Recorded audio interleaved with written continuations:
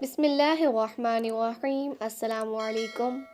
برسیحہ ایک پرہیزگار انسان تھا۔ اس نے 200 برس تک اللہ کی عبادت کی اور ایک لمحہ خدا کی نافرمانی نہ کی، اور اس کی عبادت کی برکت سے 60,000 شاگرد ہوا میں اس کے ساتھ چلتے تھے، یہاں تک کہ فرشتے اس کی عبادت سے حیران ہوئے تو اللہ تعالیٰ نے فرمایا، جو کچھ میں جانتا ہوں وہ تم نہیں جانتے ہو۔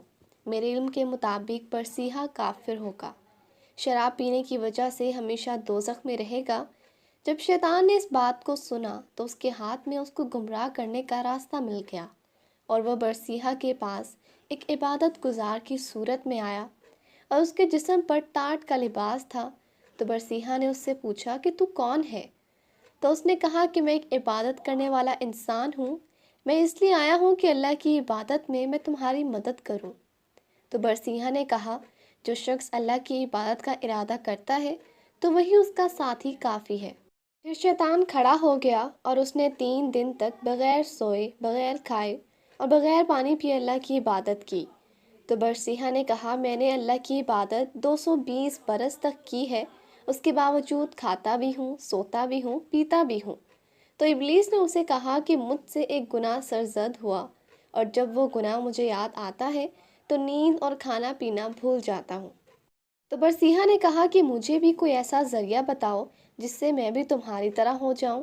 تو ابلیس نے کہا کہ تو خدا کی نافرمانی کر، پھر توبہ کر، اللہ تعالیٰ تمہارے سارے گناہ معاف کر دے گا، پھر تم کو اللہ کی عبادت میں زیادہ مزہ آئے گا۔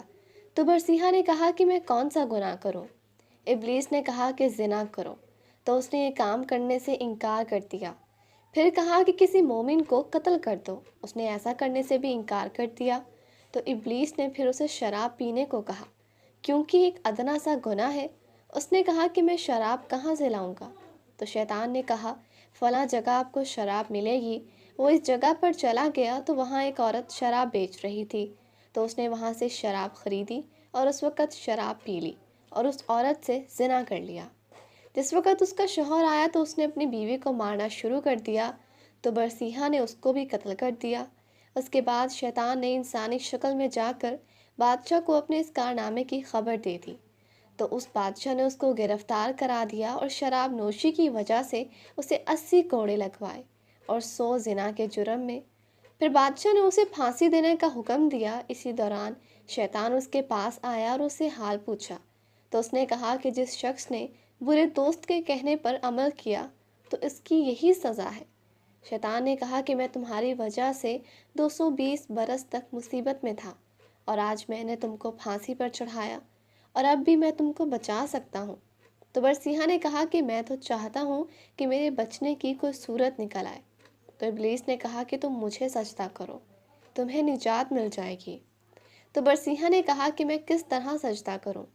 تو ابلیس نے کہا کہ اشارے سے سجدہ کرو۔ بس اس نے اشارے سے سجدہ کیا اور کافر ہو گیا۔